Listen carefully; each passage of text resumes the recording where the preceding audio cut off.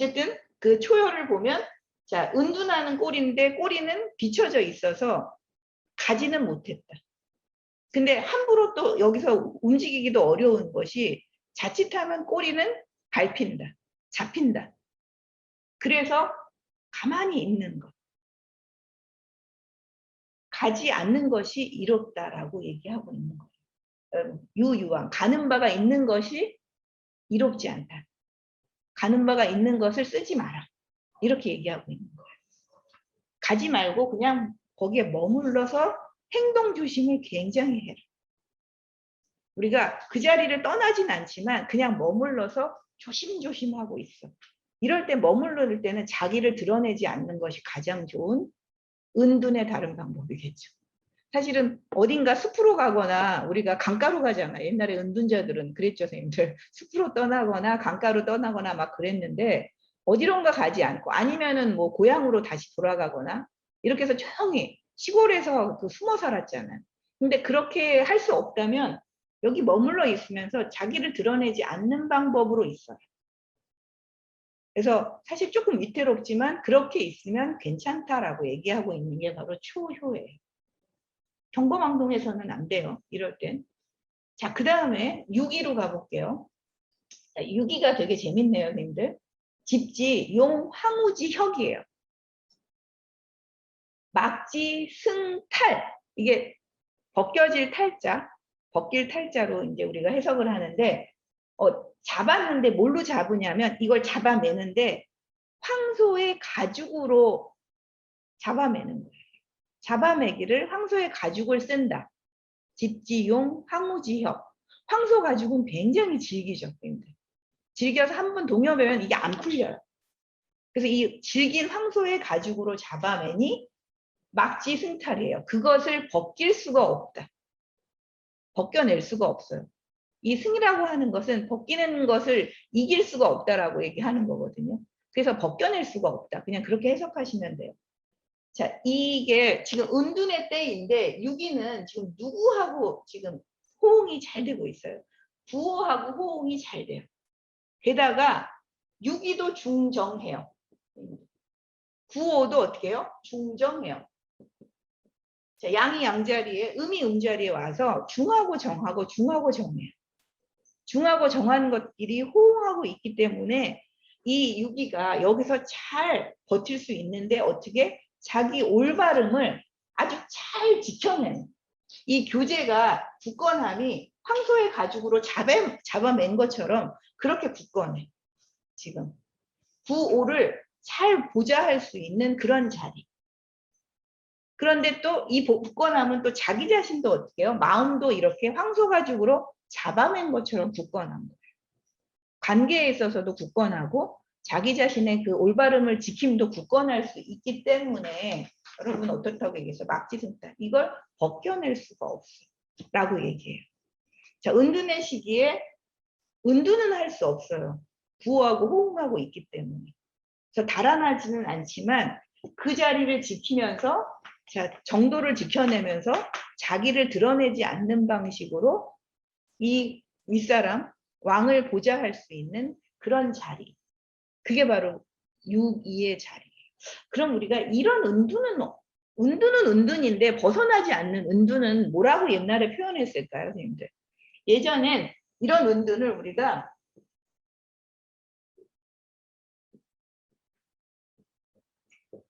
시은, 저작거리에서 은둔한다. 저작거리에 숨는다. 이 현실을 벗어나는 게 아니라 그 현실 속에 있으면서 마치 은둔하고 있는 것처럼 하는 행위들. 혹은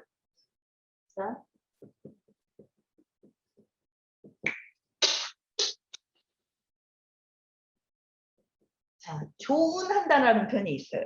조정해서 은둔한다. 조정해서 은둔해. 조정해서 뭔가를 하고는 있는데 벼슬자리를 하는데 두각을 나타내지 않으면서 자기를 숨겨. 이게 조은이에요. 그래서 이 조은이라고 하는 이 말을 표현한 그 구체적인 역사적인 인물이 있어요. 선생님들 삼천갑자 동방삭 아시죠? 동방삭이라는 인물은 실제 하는 역사적인 인물이에요. 근데 이 사람의 행동이 너무나 특이했기 때문에 이 사람이 언제 때 사람이냐면 한나라 무제 때 사람. 무제의 신하였던 동방삭이라고 하는 이 사람이 있는데 이 사람이 우스갯소리를 굉장히 잘하는 사람이에요. 동방삭. 그래서 그 조정에서 벼슬을 하는데 주로 어떻게 하냐면 골게, 그러니까 우리가 우스갯소리를 해갖고 왕이 스스로 깨닫게 하는 그런 일을 많이 했던 사람이 바로 이 동방삭이거든요. 근데 자리가 높아지진 않았어. 자리가 항상 그 자리야. 근데 거기서 뭔가 더 높이 올라가려고도 하지 않고 뭔가 자기가 굉장히 총명한 걸 두각을 나타내거나 이런 것도 하지 않은 채 그냥 그 자리에서 맨날 우스갯소리로 소위를 하는. 그래서 약간 행동도 돈 있으면 다 써.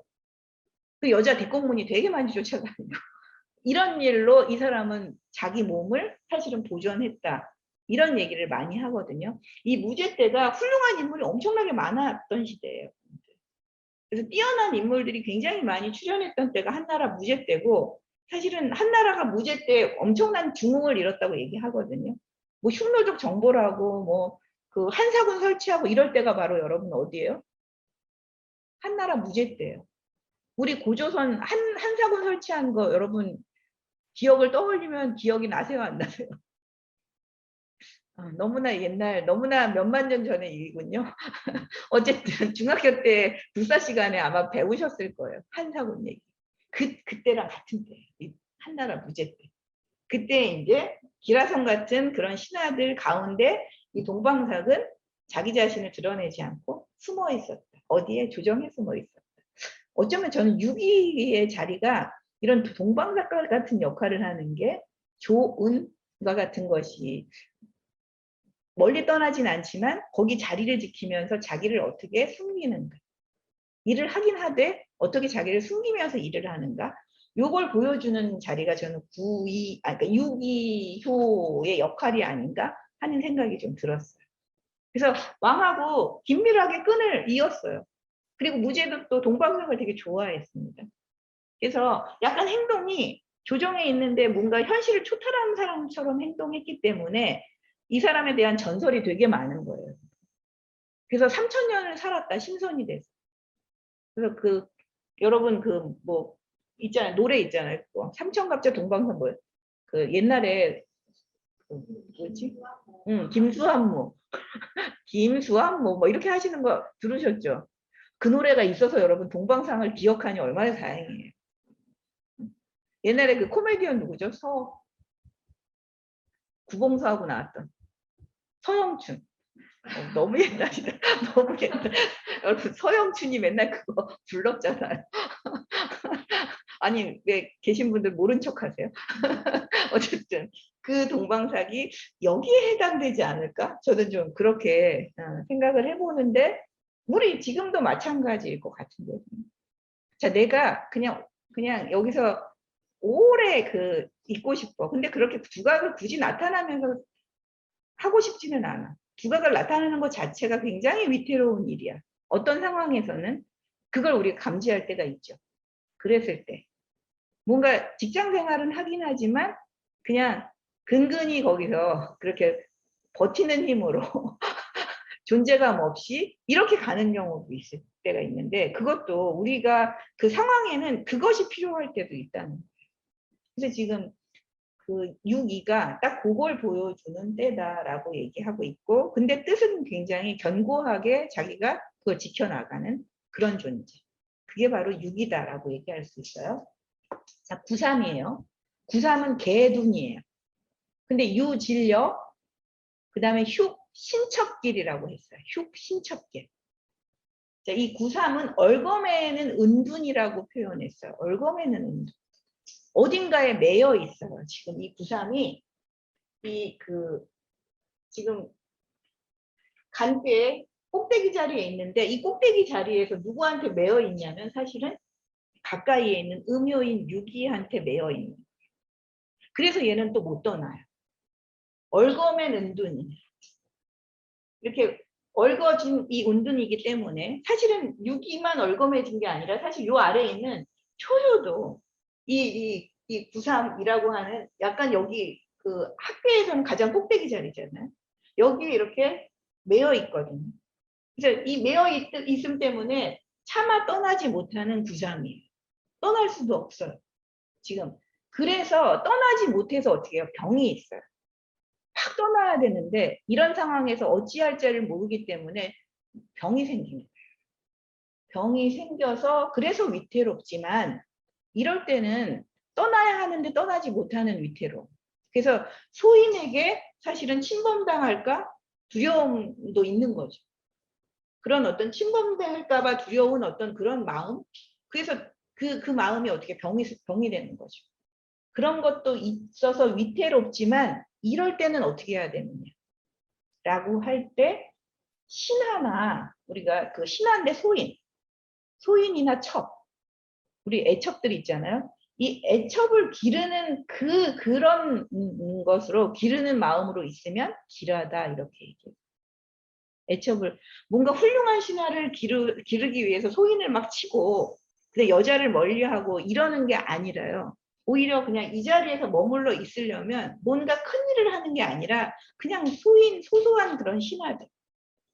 그리고 사실은 그 가정에서 부인을 이렇게 단속하는 그 정도에서 머물러 있으면 길하다라고 하는 얘기예요. 그러니까 일의 규모가 굉장히 작겠죠. 우리가 은둔의 시대에는 뭔가 큰 일은 할 수 없어요. 진짜 아주 작은 소소한 일들 이런 것들을 하면서 자기의 몸을 낮추고 있는 것. 그것이 사실은 위태롭지 않게 이 시대를 잘 사는 방법이에요. 그래서 구삼은 지금 그렇게 얘기하고 있거든요. 근데 이제 이 구삼이 뭐예요? 양의 양자리가 있으니 멀리 떠나고 싶겠죠. 그죠? 근데 그러지 못해요. 지금. 그 상태가. 이제 그러지 못한 마음을 잘 다스려서 어떻게 하고 있어라?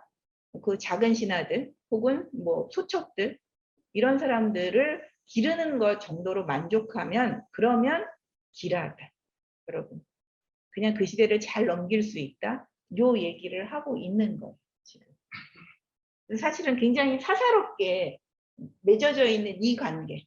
이것 때문에 못 가는 그 구삼의 이 마음. 여러분.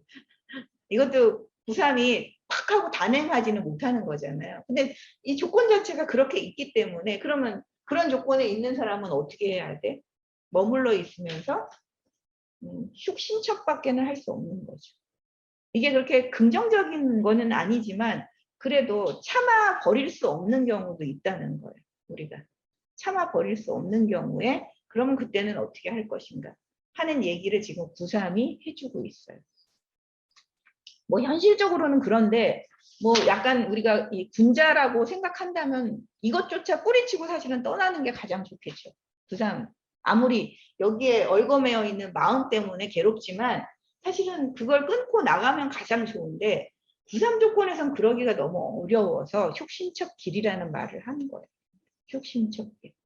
선생님들도 만약 이 구삼이 나오면 좀 생각해 보셔야 되겠죠. 그렇죠? 떠나지는 못하지만 내가 아주 작은 그 말단의 그 관리들을 이렇게 그 말단의 어떤 그 직원들을 좀 이렇게 단속하는 정도에서 머무는 자리 그런 자리에서 지금 만족하고 있어야 되는구나. 왜 나는 맨날 높이 못 날아오를까? 이거 우리 생각하잖아요. 나도 높이 날아오르고 싶어. 이런 말 하지만 그럴 수 없는 때에는 이 정도에서 우리가 거기서 뭐를 해야 돼요? 만족해라. 그 현실을 인정해라. 이런 얘기를 좀 할 수 있을 것 같아요. 그 다음에 구사예요, 여러분.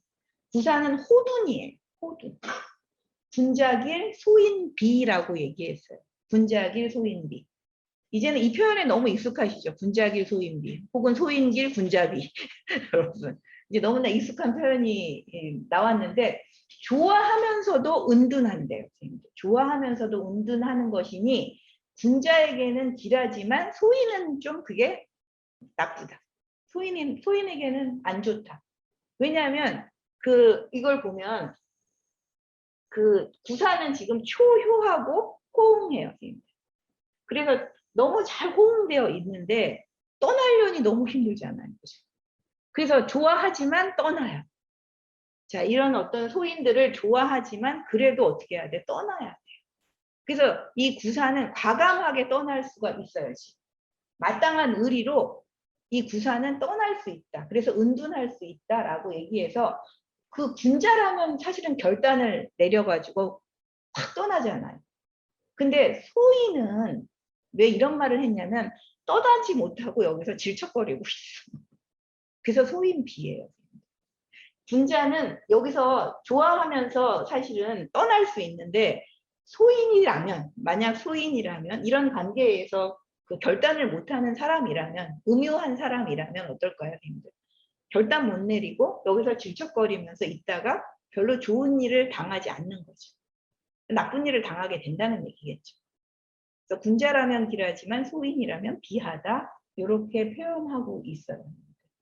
그래서 여기에 우리가 미련이 많지만 나하고 얽어매어 있는 게 많고 내가 할 일이 되게 많다고 생각하지만 그래도 어떻게 해야 돼? 우리는 떠나야 된다. 이때는. 구사의 자리에서는 확실하게 떠나라.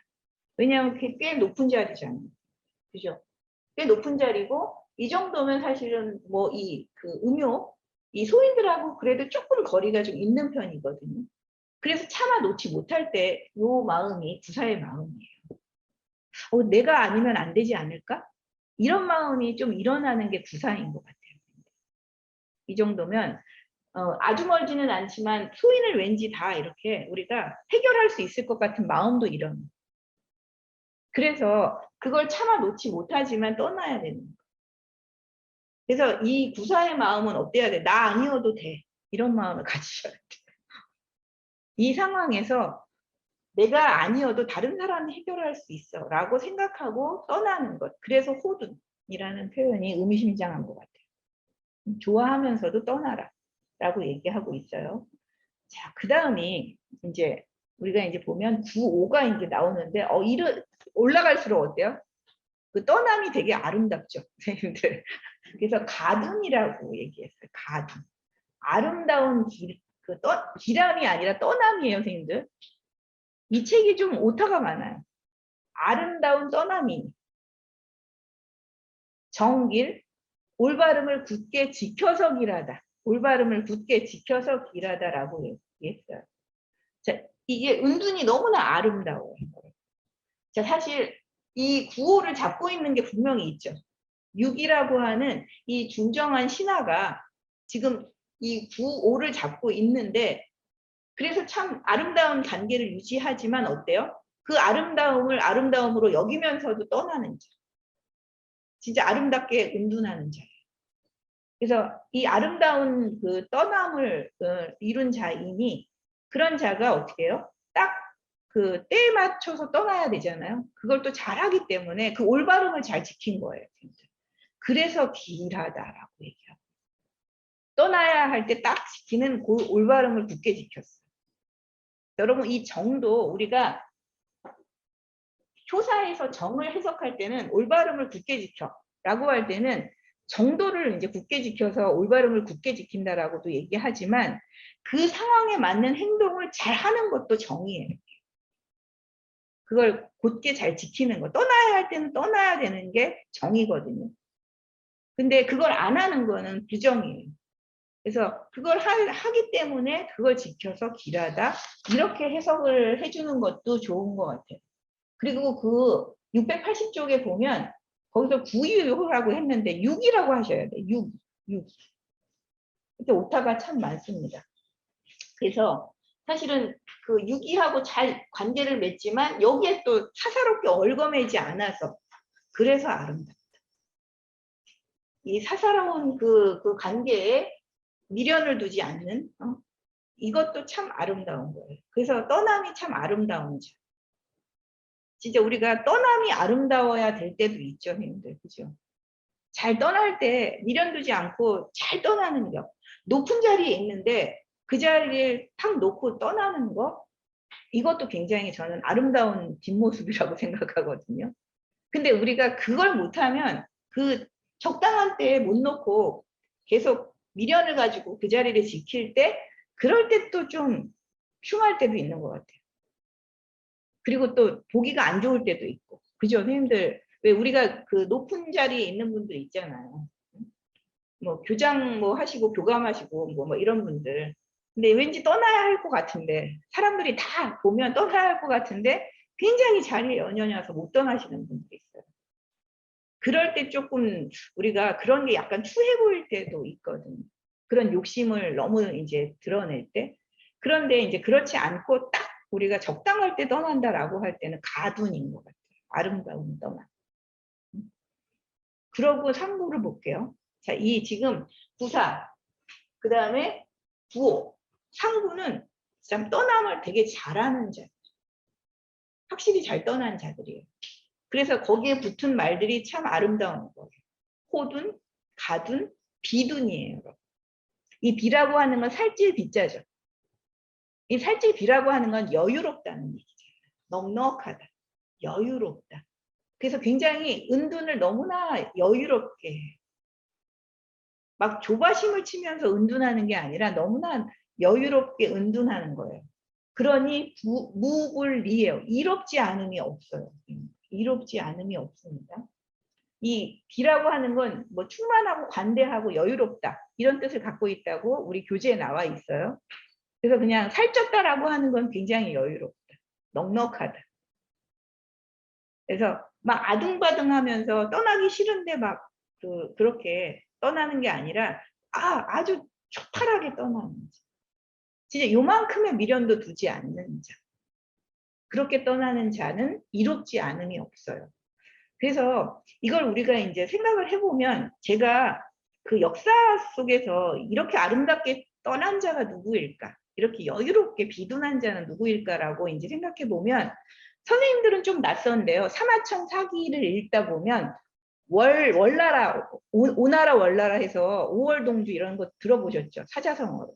그 월나라요. 춘추시대 말기 굉장히 그 나라가 강성해져가지고 막 그 여러 땅을 차지했던 그 월나라거든요. 월왕구천 들어보셨죠? 그 구천의 신하였던 여러분은 혹시 들어보신 분들도 있을 텐데 이 범녀라고 하는 사람이 있어요. 범녀. 여러분. 혹시 들어보셨어요? 아시는 분은 아시나 봐요. 이 범녀라고 하는 이 그 월왕 그 구천 세가에 보면 이 범녀라고 하는 인물이 열전에 있는 게 아니라요. 이 세가에 나오거든요.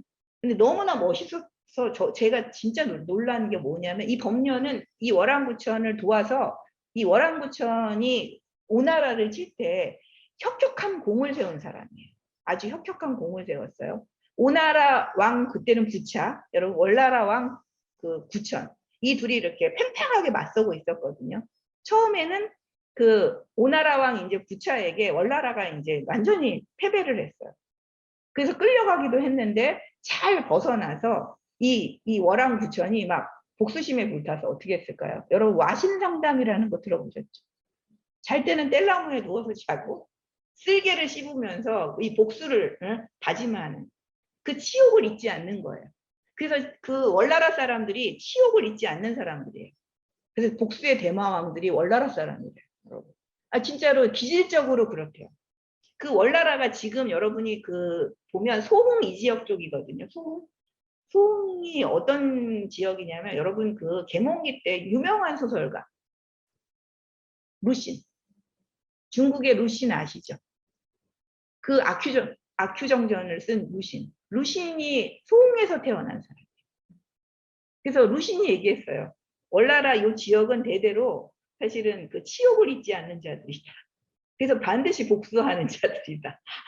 그래서 와신상담하면서 막 이를 갈아가지고 부천이 결국은 오나라를 무너뜨렸어요.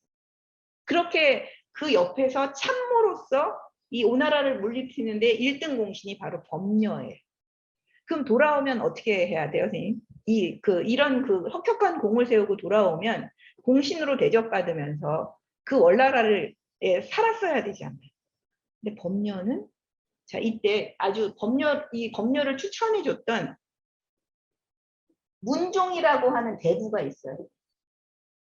문종에게 편지를 보냈어요. 자 월왕구천은 목이 길어. 그리고 입 모양이 새 부리처럼 생겼어. 옛날에 이렇게 보면 여러분 이렇게 그 새 부리처럼 생긴 사람들이 좀 입이 좀 이렇게 나온 사람들이겠죠. 근데 이런 사람들은 좋을 때는 그러니까 고통스러울 때, 그 험난한 때, 위기의 순간에는 함께 할 수 있어. 근데 그 위기의 순간이 다 끝나고 좋을 때는 굉장히 배신을 하는 사람. 그래서 함께 할 수 없는 사람들이다라고 이 얼굴상으로 얘기를 해요. 이 법녀가 운종한테 그 편지를 보내서. 그래서 우리는 토사구팽이라는 말이 여기서 나와요. 아시죠? 토사구팽. 토끼가 죽으면 사냥개는 어떻게 해요? 삶아 죽이게 되어 있어요. 그래서 필요가 없잖아요. 사냥개가 필요 없어지는 토사구팽이라는 말이 바로 이 법녀 요 고사에서 나오거든요. 그래서 우리가 토사구팽 당할 수 있다. 그러니 떠나라. 라고 문종한테 얘기했어요. 근데 이 문종은 못 떠났어요. 문종은 못 떠나고 어쨌든 그 공을 인정받아서 높이 올랐지만, 자, 월안구천은 또 어때요? 좋은 때, 평화로운 때는 이런 사람들이 자기 자리를 넘볼까봐 의심해요. 그런 거예요. 위기 때는 손을 합쳤다가도 이 상황이 다 정리돼서 너무 좋은 때는 얘네가 자기 자리를 침범하지 않을까? 원래 구호는 늘 누구를 경계한다고 했어요. 사유를 경계한다고 했죠. 사유가 언제 치고 올라올지 모르니까. 그렇게 해서 결국은 문종을 모함에 빠뜨려서 칼을 줘서 칼로 자결하게 만들어요. 자결했어요. 문종. 그럼 법녀는 어떻게 했을까요, 여러분? 모든 것을 다 내려놓고 지위, 재산, 어마어마한 재산가였어요, 법녀가. 근데 그런 거를 주변 친척이나 가난한 사람들한테 다 나눠주고 자기는 제 나라로 떠나버린 거예요. 그래서 제 나라에서는 어떤 지위도 가지지 않고 뭐를 했을까요, 여러분? 거기서 농사를 졌어요. 근데 이 법녀라는 사람은 사주상으로 보면 돈을 되게 잘 버는 사람인가. 농사를 지어가지고 돈을 또 엄청나게 벌었어요. 희한해. 그래서 제 나라에서 숨어 살았는데 돈을 많이 버니까 또 이름이 난 거예요. 어떻게 했을까요? 그때 제 나라 왕이 또 얘한테 제안을 했어. 발탁하겠다고. 그랬더니 이 법녀가 그걸 거부하고 또 떠났어. 다른 지역. 그때도 어떻게 했을까요? 번 돈을 싹 다 나눠주고 떠났어요. 그래서 딴 지역 가서 또 장사를 했는데 어땠을까요? 어마어마. 여기서 자꾸 이 사람은 떠날 때마다 이름을 바꿨거든요. 근데 그 다른 지역으로 그 정도 지역인가로 떠났을 때는 이름을 도주공이라고 얘기했는데, 도주공이 되어서 장사를 했더니 또 천하의 재산을 다 모은 거예요. 어마어마한 부자가 돼요. 그래서 사마천에 여러분 화식열전이라는 게 있어요. 화식열전. 돈 많이 번 사람들의 열전이에요. 그 사람들 열전에 이 도주공이 주인공으로 등장을 해요. 그렇게 다 줬는데도 또 벌어. 그리고 이 사람은 벌면 어떻게 했을까요? 반드시 그 돈을 사람들한테 나눠줘. 꼭 이 돈은 축적하는 게 아니라 흘려보내는. 우리가 화폐라고 하는 것은 내가 어딘가에 쌓아두면 어딘가에 막혀가지고 이것 때문에 사실 궁핍한 사람들이 생겨나. 내가 돈을 벌었으면 어떻게 해야 돼? 나는 그걸 흘려보내야 된다. 이 원칙을 가지고 있었던 사람이 바로 법녀예요. 진짜 이런 사람은 뭐라고 얘기할까요? 우리가 비돈이라는 얘기는 이런 법녀한테 딱 어울리는 거 아닐까요? 그래서 높이 올랐는데 그걸 다 놓고 떠날 수 있는 사람. 그래서 이런 거에 연연하지 않는 자, 돈에도 연연하지 않고 지위에도 연연하지 않는 자, 진짜 거기에 얽매 있지 않고 진짜 초탈해서 다 내놓을 수 있는 자. 그게 진짜 숨는 거예요. 우리가 어딘가에 가서 숨는다는 건, 이 은둔한다는 건 바로 이런 게 은둔이 아닐까, 이런 생각이 드는 거예요. 예전에는 우리가 은둔자가 되게 많았잖아요. 인거자. 정치가 너무 개판이야. 그럴 때 어떻게 했어요? 떠난 사람들 많죠. 조선시대까지도 너무 많았잖아요. 근데 은둔에서는 어떻게 했어? 계속 상대를 비판하는 살림학자들 너무나 많았죠. 그죠? 그래서 나중에는 오히려 살림학자로서 존경받으려고 은둔하는 사람들도 많았어요. 그게 훨씬 더 정치적으로 힘을 더 많이 갖는 경우도 많았거든요. 그 대표적인 예가 17세기 송시열이에요. 송시열이 처음에는 진짜로 그 반대파가 너무 극성스럽고 이제 그런 사람들이 너무 간신배가 많다고 생각해서 은둔했지만, 살림에 은둔해가지고는 거기서 정치를 하는 거예요. 거기서 정치를 하면서 왕을 움직였어요. 그래서 왕조실록을 보면 선생님들 그 왕의 기록을 능가하는 사람이 있는데 그 유일한 사람이 송시열이에요. 기록에 있어서 왕보다 더 많이 기록되어 있어요. 숙종 때 보면. 이런 사람은 사실 엄청난 정치력을 행사한 거예요. 이건 진짜 은둔인가요, 선생님들? 이거는 버리고 떠난 게 아니잖아요. 어찌 생각하면.